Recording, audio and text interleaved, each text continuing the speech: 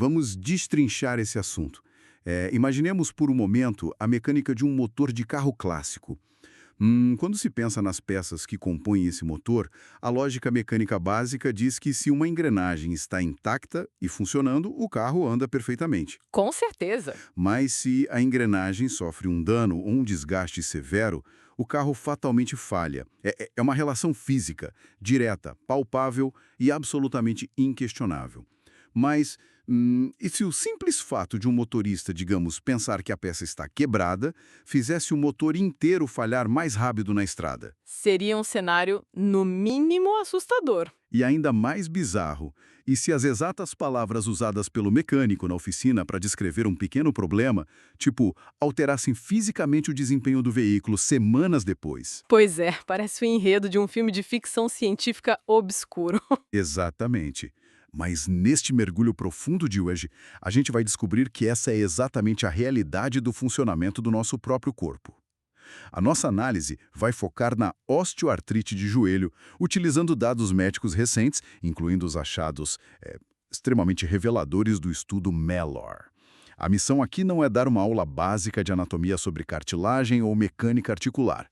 Até porque a complexidade vai muito além daquela biologia de prateleira, não é? Sem dúvida. O objetivo é desvendar o que a literatura chama de impacto invisível dessa condição. Vamos explorar como uma dor crônica isolada numa única articulação consegue tecer uma teia intrincada que captura a saúde mental, compromete a segurança física e, de forma chocante, é agravada pelas palavras exatas usadas nos consultórios clínicos para descrever a própria doença. É de cair o queixo ver como um problema isolado no joelho pode ditar as funções executivas e todo o bem-estar psicológico. O que é fascinante aqui é que precisamos urgentemente abandonar aquela visão cartesiana e fragmentada do corpo humano que infelizmente ainda domina muito a percepção pública e até clínica. Aquela ideia de tratar o corpo como peças separadas. Exatamente isso. Durante muito tempo, a medicina operou sob um modelo puramente estrutural. O joelho ficava numa gaveta estrita da ortopedia, a mente e as emoções isoladas na psicologia, e a linguagem era vista apenas como um veículo de comunicação inofensivo. O objetivo central da nossa análise de hoje é observar o quadro geral e conectar esses pontos através do modelo biopsicossocial. E os dados são bem contundentes sobre isso. Muito. Eles nos mostram com uma clareza inegável que existe uma ligação fortíssima e inseparável entre a nocicepção, que é a dor física sentida lá na articulação, as funções executivas que operam no córtex pré-frontal e até o vocabulário metafórico usado pelos profissionais de saúde. A mente e a articulação estão conversando ininterruptamente num loop de feedback constante. E os números provam exatamente isso. A magnitude do problema não pode ser subestimada. Para entender a gravidade dessa conversa entre a articulação e o cérebro, a gente precisa olhar para as estatísticas de saúde pública. E estamos falando de um perigo físico brutal. Os dados sobre quedas. Isso! Atualmente, cerca de 1 em cada 3 idosos sofre pelo menos uma queda por ano. É um volume gigantesco que frequentemente resulta em fraturas, hospitalizações e perda de independência. O senso comum associa essas quedas a fatores ambientais, tipo um tropeço na calçada, um tapete solto. Mas aqui é que a coisa fica realmente interessante. Sim, o vínculo com a dor. Exato. Os dados revelam um vínculo exato e assustador com a dor no joelho. A simples presença de dor na articulação aumenta a probabilidade de sofrer quedas em impressionantes 81%. E tem mais, quando essa dor é severa, O risco dobra. o risco simplesmente dobra em comparação com quem não tem sintomas. Não é um pequeno desvio estatístico, mas o que choca nesses 81% não é só a queda em si. É que a abordagem tradicional tem olhado quase exclusivamente para a perda de força. Essa é a armadilha do pensamento puramente mecanicista. A intuição inicial de qualquer pessoa seria pensar de forma linear. Tipo, a dor inibe o músculo, o quadríceps atrofia, a perna perde força e o joelho cede. Faz sentido na teoria. Faz. E a fraqueza muscular realmente existe e é válida na equação. Mas o quadro fisiológico e neurológico é infinitamente mais complexo. A dor crônica não tira apenas a força bruta, ela gera uma profunda instabilidade articular através da alteração da propriocepção. Ou seja, o cérebro perde a noção espacial de onde a perna está. Perfeito. O cérebro perde a capacidade de saber exatamente onde a articulação está no espaço. E isso provoca uma perda devastadora de confiança no próprio equilíbrio. Com dor constante e imprevisível, cada passo deixa de ser automático e vira uma negociação consciente com o chão. O sistema nervoso central entra num estado de vigilância constante, antecipando a dor antes mesmo de o pé tocar o solo. Essa transição da falha mecânica para a falha perceptiva nos leva direto à genialidade metodológica do estudo Mellor, que é uma das fontes principais da nossa investigação. Eles queriam entender o mecanismo oculto, o caminho exato, que liga uma pontada na cartilagem ao ato de ir ao chão. O que os dados do Mellor especificamente mapearam sobre essa trajetória? O estudo Mellor detalha um achado central que muda a reabilitação. Eles identificaram que a função física atua como um mediador crítico nesse processo. Então a queda não é um evento súbito. Quase nunca. É o estágio final de um efeito dominó insidioso. O processo começa quando a dor no joelho reduz de forma sutil a capacidade de realizar atividades cotidianas.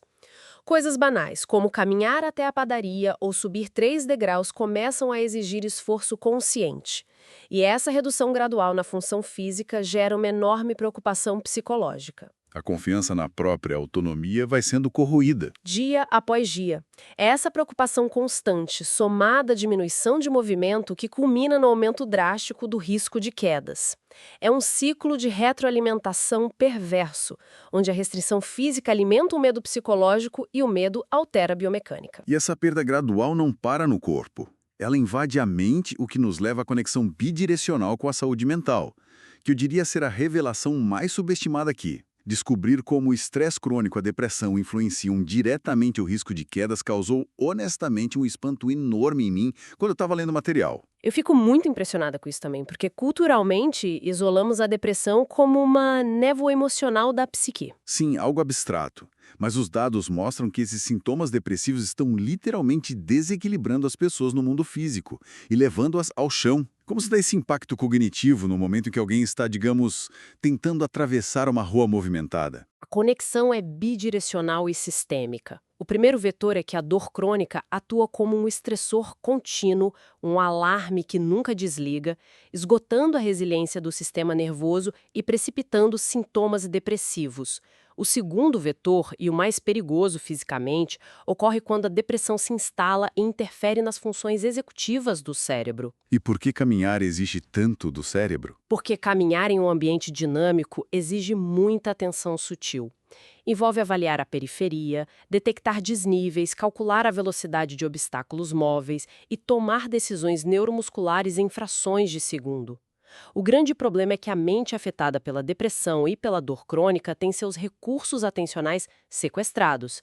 A capacidade de processamento fica sobrecarregada, processando o peso emocional e a dor. É como tentar rodar um software super pesado num computador que já está com a memória RAM completamente lotada.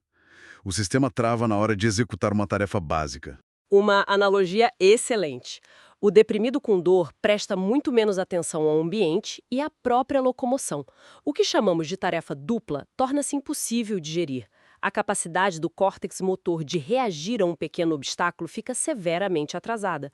O cérebro não tem banda larga executiva sobrando para garantir as correções posturais rápidas, e o resultado é a queda inexplicável em superfícies aparentemente seguras. É profundamente impactante perceber isso. Mas existe um obstáculo sistêmico colossal que a literatura levanta, que é o niilismo terapêutico. Para a gente entender a gravidade disso e simplificar o termo, como essa postura adotada por muitos profissionais acelera a degradação do paciente, na vida real. O niilismo terapêutico é uma crença pessimista e equivocada. É a ideia internalizada de que a dor, a degeneração e a incapacidade são consequências inevitáveis, normais e intratáveis do envelhecimento. Aquele pensamento de é assim mesmo, não há nada a ser feito, a sua articulação está apenas velha. Isso é validado de forma cruzada, né? Infelizmente, sim, é frequentemente compartilhado tanto por pacientes exaustos quanto por profissionais desatualizados. Quando ambos entram num acordo tácito de que não existem terapias eficazes, instaura-se um cenário tóxico. É como um contrato de desistência assinado por ambas as partes. E o impacto no comportamento é imediato, porque se o diagnóstico soa como sentença definitiva, a reação natural é o recolhimento. Exato. Esse pessimismo validado clinicamente leva invariavelmente ao isolamento social e à inatividade física completa. Ficar no sofá passa a ser visto como tratamento de preservação. No entanto, a biologia prova o oposto. Essa inatividade induzida é o catalisador que agrava a degradação metabólica da articulação. O que nos leva ao ponto possivelmente mais revelador da nossa exploração: a teoria da doença e a verdadeira armadilha neurológica das palavras. Voltando àquela analogia do motor do carro, as pesquisas atuais focam muito no perigo da linguagem usada dentro dos consultórios. Ouvimos frases dizendo que o joelho está desgastado, que existe uma falha mecânica ou a aterrorizante expressão está osso no osso. Essa é de arrepiar. Imagina o impacto psicológico de ouvir a pessoa com maior autoridade sobre a sua saúde afirmar que as articulações estão triturando osso contra osso a cada passo. Soa como a descrição de um instrumento de tortura medieval. E essa análise linguística levanta uma questão clínica urgente. Por que essas metáforas são tão destrutivas? Essas metáforas de atrito criam uma percepção imediata e irrefutável de ameaça no sistema nervoso central. Elas plantam na mente a falsa ideia de que a articulação é uma estrutura passiva e irreparável. E o cérebro quer proteger o corpo a qualquer custo. Precisamente. Se a mensagem internalizada é de que há algo raspando e triturando, a resposta neurológica natural de autopreservação é instigar a cinesiofobia, que é o medo irracional e terrível do movimento. É basicamente um efeito nocebo levado ao extremo. O médico fornece o vocabulário e o cérebro do paciente cria a paralisia na tentativa de se salvar de um dano que as palavras sugeriram. Sem tirar nem pôr. É por isso que as diretrizes modernas exigem que se abandone essa linguagem catastrófica e nociva. Termos como desgaste, trituração e degeneração precisam ser eliminados da comunicação. Eles funcionam como uma profecia autorrealizável. O paciente acredita que o movimento vai destruí-lo, para de se mover, a musculatura atrofia, a dor aumenta e a profecia se concretiza. A linguagem não apenas descreve a realidade clínica, ela constrói e agrava. A linguagem atuando como arquiteta da biologia. Sim. E por causa desse ciclo, precisamos desconstruir essa teoria mecanicista. A ideia de que quanto mais se usa uma articulação com osteoartrite, mais ela gasta, como um pneu no asfalto, está fundamentalmente errada. O movimento age, na verdade, como um lubrificante essencial e um remédio natural. Completamente. Longe de destruir o que sobrou da estrutura, o ato de se mover de forma orientada induz o que chamamos de mecanotransdução. O movimento reduz a cascata inflamatória e protege ativamente a cartilagem. A cartilagem não tem vasos sanguíneos próprios, então ela depende desse movimento de compressão e descompressão para sugar os nutrientes do líquido sinovial. É a inversão total da teoria da máquina inerte. E se conectarmos essa fisiologia incrivelmente adaptativa ao quadro maior, fica evidente por que a educação é a principal intervenção. Sem dúvida. A educação sobre a neurobiologia da dor crônica é o primeiro passo inegociável. O jogo vira quando o entendimento muda, passando de cada passo estou destruindo meu corpo para esta dor é um alarme falso de um sistema nervoso sensibilizado e o movimento seguro estimula a regeneração. O medo diminui drasticamente, rompendo a barreira do niilismo terapêutico. E essa mudança de percepção cria uma ponte final extremamente prática para a rotina de quem lida com isso. Por que absorver e aplicar todas essas informações, desde a função física no estudo Melo até o poder oculto das palavras, é tão crucial? Simplesmente porque reescreve o futuro. A osteoartrite não define um futuro de mobilidade garantida, isolamento e quedas. Jamais deveria definir. O verdadeiro plano de tratamento atua em múltiplas frentes. Sim, existe a exigência biológica do controle de peso e exercícios físicos. Esses pilares são inegáveis, mas a grande virada de chave é que o sucesso físico exige o fortalecimento estruturado da mente, exige o abandono do medo induzido, a rejeição das metáforas catastróficas e uma compreensão real baseada na neurociência. O poder de modificar a trajetória biológica e proteger a integridade cognitiva está nas mãos de indivíduos ativos e informados. Como uma síntese rigorosa do que os estudos nos revelam, podemos reiterar com total segurança que a educação em saúde é a ferramenta preventiva mais poderosa contra aquele niilismo terapêutico sistêmico. Ao reestruturar o vocabulário clínico e recusar a linguagem mecanicista, a corrente de declínio é quebrada. Todo aquele ciclo fatal onde a dor gera ameaça, que leva ao medo, à inatividade, fraqueza, depressão e queda, é interrompido. O conhecimento devolve a confiança biomecânica para que o movimento recomece de forma segura e sustentável ao longo dos anos. É uma mudança de paradigma monumental que liberta as amarras mentais e devolve a segurança aos passos físicos.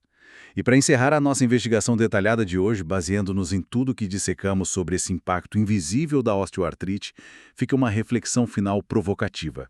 Uma semente nova para ser ponderada à luz dessas descobertas. Estou muito curiosa. Se já provamos que palavras de alerta médico aparentemente inofensivas, como osso no osso, podem funcionar quase como uma maldição biológica capaz de paralisar completamente a recuperação de alguém, drenar as funções executivas e aumentar drasticamente o risco de ir ao chão, de que outras formas a linguagem rotineira, as piadas e os termos que a sociedade usa todos os dias para descrever o processo natural de envelhecimento, podem estar silenciosamente programando nosso declínio físico décadas antes da hora. Uma reflexão poderosíssima. Será que as palavras banais que a gente escolhe e aceita culturalmente estão agindo como um efeito nocebo em massa, ditando e acelerando a forma como nossos corpos falham? Fica aí essa questão inquietante para levarmos e investigarmos após o fim desta análise.